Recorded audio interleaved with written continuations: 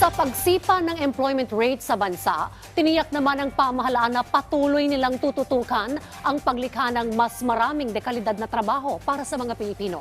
Yan ang ulat ni Ryan Lesigue. Patuloy ang pagganda ng employment situation sa Pilipinas. Sa pinakahuling datos ng PSA na itala ang 95.5% na employment rate sa bansa para sa buwan ng Setyembre. Mas mataas ito kung ikukumpara sa 95.0% na naitala sa kaparehong buwan ng 2022.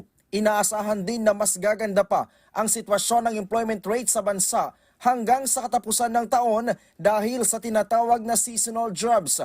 Kabilang sa inaasahang magpapataas sa employment rate ang retail, trade sector at services. May mga nakikita tayo na mga increases na, no? Although konti pa lang naman. Dito sa month ng October, November, December, normally doon talaga pumapalo. Bahagyaring bumaba ang unemployment rate sa bansa o bilang ng walang trabaho. Nitong buwan ng Setyembre, naitala sa 4.5% o katumbas ng 2.6 million na tao.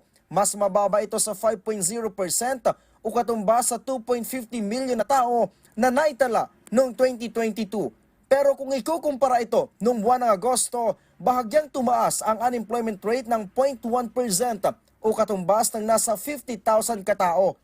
Yung reason ng pagtaas ng unemployment ay, well, they are looking for work but they are, and they are available but there's no work. So isa yon. Bad weather contributed actually. So, but not that large. So these are the three reasons, no? And then another one, the third one is they're waiting for rehire or job recall. Ang NEDA, sinabing ginagawa lahat ng pamahalaan para matugunan ang pagtaas ng presyo ng mga bilihin at mas mapadami pa ang trabaho sa bansa.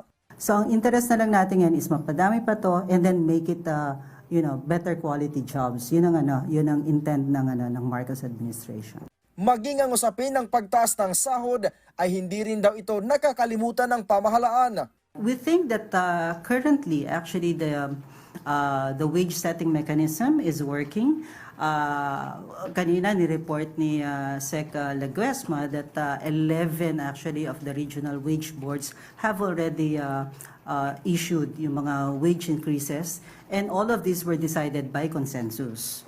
So big sabihin hindi nagkaroon ng mga matitinding